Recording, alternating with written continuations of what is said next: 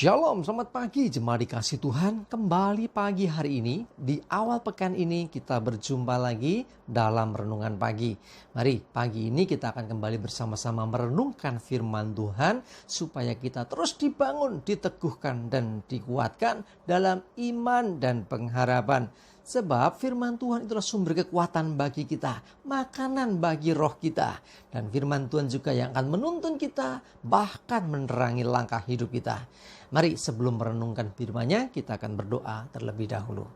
Bapa di surga, kembali Tuhan di pagi hari ini, di awal pekan ini, kami datang ke hadirat-Mu. Kami mengucap syukur untuk segala kebaikan-Mu, untuk rahmat, anugerah, dan berkat-Mu, perlindungan, penyertaan, bahkan pertolongan Tuhan atas hidup kami. Terima kasih ya Tuhan.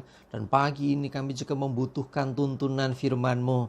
Mari Tuhan singkapkan, Tuhan nyatakan kebenaran firman-Mu dan juga urapi kami semua sehingga kami bisa menangkap pesan Tuhan, menangkap rema yang dari Tuhan dan mengerjakannya dalam hidup kami. Terima kasih dalam nama Tuhan Yesus kami bersyukur dan berdoa. Amin. Mari jemaat dikasih Tuhan, kita buka Alkitab kita. Renungan pagi ini saya ambilkan dari Matius 11 ayat yang ke-6. Saya bacakan. Dan berbahagialah orang yang tidak menjadi kecewa dan menolak aku.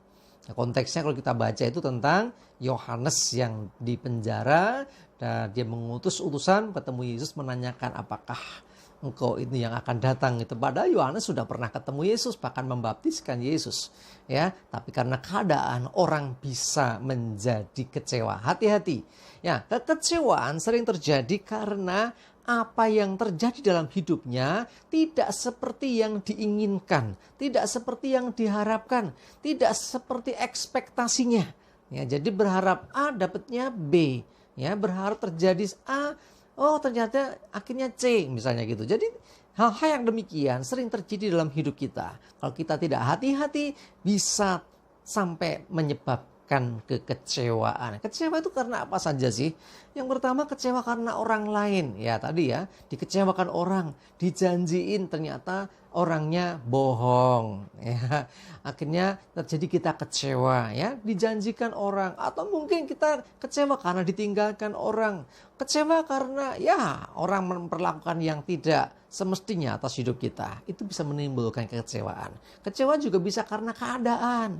Kita melihat keadaan, kenapa sih aku tidak lahir dari anak konglomerat? Ya, kenapa aku lahir jadi orang miskin, orang desa, orang apa? Hati-hati, jangan pernah kecewa karena hal itu ya. Di balik semua yang Tuhan izinkan pasti ada maksudnya. Ya, tetapi memang keadaan-keadaan bisa bikin orang kecewa.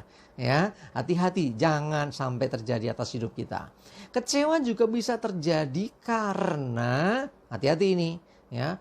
Tuhan, hati-hati. Sebetulnya kecewa karena keadaan, kecewa karena orang lain, itu juga kecewa terhadap Tuhan. Bahkan ada istilah kecewa terhadap diri sendiri. Kenapa aku gak bisa? Gelo gitu ya. Gelo, kecewa. Karena apa? Karena kesalahan yang dilakukannya. Karena kesembronoannya. Ya, itu juga bisa menimbulkan kekecewaan. Tapi intinya mau kecewa alasannya karena apapun, sesungguhnya kalau orang kecewa itu bisa sampai kecewa karena Tuhan. Karena segala sesuatu yang terjadi atas hidup kita, semua dalam kendali Tuhan. Semua diizinkan dengan maksud dan tujuan baik oleh Tuhan. Nah, kita mungkin kadang-kadang melihatnya dari sisi negatif. Tetapi sesungguhnya Tuhan punya rancangan yang baik. Mari jangan biarkan kekecewaan menguasai hatimu. Karena kalau dibiarkan lama-lama kita bisa jadi menolak Tuhan. Orang yang kecewa bisa sampai meninggalkan Tuhan. Orang yang kecewa bisa murtad. Kenapa? Karena dia mendapati hidupnya, keinginannya tidak seperti keinginan dan harapannya tidak terjadi. Yang terjadi mungkin sebaliknya sehingga orang kecewa. Ora Tuhan-Tuhanan, ora gereja-gerejonan, ora ibadah-ibadah. Nah inilah hati-hati. Kalau udah sampai ke level itu, wah saudara dalam bahaya. Hati-hati jangan biarkan kekecewaan itu menguasai hidupmu. Lawan kekecewaan dengan mengucap syukur. Apapun yang terjadi. Coba lihat 1 Tesalonika 5 ayat 18. Ya, saya bacakan, mengucap syukurlah dalam segala hal, sebab itulah yang dikehendaki Allah di dalam Kristus Yesus bagi kamu. Perhatikan, mengucap syukur dalam segala hal. Oh, waktu kita mengalami kekecewaan, waktu dikecewakan orang, waktu kita sedang mungkin tanda kutip sial, waktu kita sedang rugi, waktu sedang sakit, waktu sedang beban berat, selalu bersyukur. Karena segala sesuatu yang terjadi atas hidup kita, percayalah ada Tuhan yang peduli, ada Tuhan yang mengerti. Dia tidak pernah membiarkan kita sendirian. Nah, kalau ada Tuhan yang bersama dengan kita, kalau ada Tuhan yang menolong kita, kita pasti selamat dari semua itu. Karena sekali lagi, kadang-kadang kekecewaan diizinkan terjadi, bukan Tuhan tidak sayang, tetapi Tuhan ingin supaya kita mengerti bahwa apa yang sesungguhnya terjadi itu dalam kendali Dia. Bahkan kadang-kadang diizinkan sesuatu yang tanda kutip tidak baik terjadi supaya kita menyadari itu bukan untuk kita. Mungkin kita kehilangan sesuatu. Oh, mungkin ya kita kehilangan sesuatu yang berharga dalam hidup kita. Mungkin karena Tuhan ingin kita melepaskan itu untuk mendapatkan yang lebih baik. Kadang-kadang kesempatan yang baik lewat dari hidup kita padahal kita udah berusaha. Kenapa aku nggak bisa lulus ujian misalnya? Ya, mau ikut perguruan tinggi kok nggak masuk di perguruan tinggi harapan. Mungkin Tuhan mau bawa engkau ke tempat yang lain dengan maksud yang baik. Percayalah, di balik semua apa yang terjadi, Tuhan punya rancangan yang baik. Karena itu belajar mengucap syukur dalam segala hal. Jangan kecewa, belajar bersyukur. Oh, keadaan mengecewakan, tidak apa-apa. Bersyukur. Percayalah, Tuhan sedang merancangkan yang lebih baik dari apa yang terjadi. Dari hal yang mengecewakan hidupmu itu, Tuhan merancangkan yang lebih baik. Dan suatu saat kita akan bisa melihat semuanya dan bisa mengerti ternyata Tuhan merancangkan yang lebih indah dan baik. Amin, kita berdoa. Bapa di surga, terima kasih Tuhan, firman-Mu pagi ini mengajarkan kami untuk kami tidak mudah kecewa. Untuk kami tidak mudah putus asa.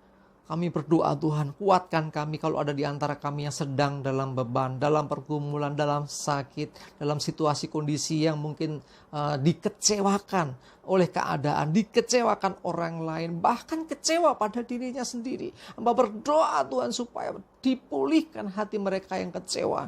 Kecewa dengan apapun yang terjadi tidak membuat sesuatu menjadi lebih baik, tapi belajar bersyukur akan mengubah keadaan hidup seseorang. Kami percaya Tuhan dengan mengucap syukur dalam segala hal. Sesungguhnya disitulah ada Tuhan yang akan terus menyertai dan menolong. Ketika kami bersyukur, sesungguhnya kami percaya ada Tuhan yang akan memberikan solusi jalan keluar dari setiap apapun yang menghimpit hidup kami. Terima kasih Tuhan, kami serahkan hidup kami dalam pimpinan, kendali, dan pertolongan Tuhan. Jauhkan celaka dan mara bahaya, biar damai sejahtera dan berkat menyertai hidup kami hari ini. Terima kasih, dalam nama Tuhan Yesus kami bersyukur dan berdoa.